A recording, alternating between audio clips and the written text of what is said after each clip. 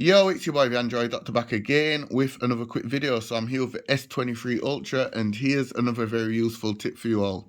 In this one I'll be showing you how to prevent the phone from making accidental phone calls whilst it's in a dark place such as your pocket or maybe your bag.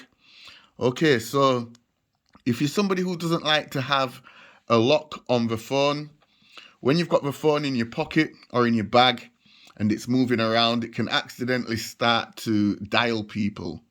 If that's right, guys, it can accidentally start to dial people without your knowledge.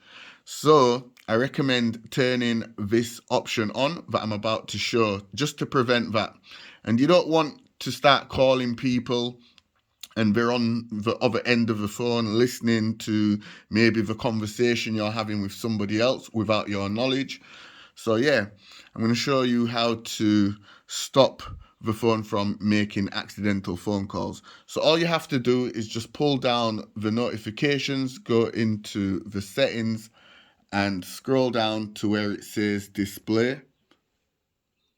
And then scroll down all the way down to where it says accidental touch protection.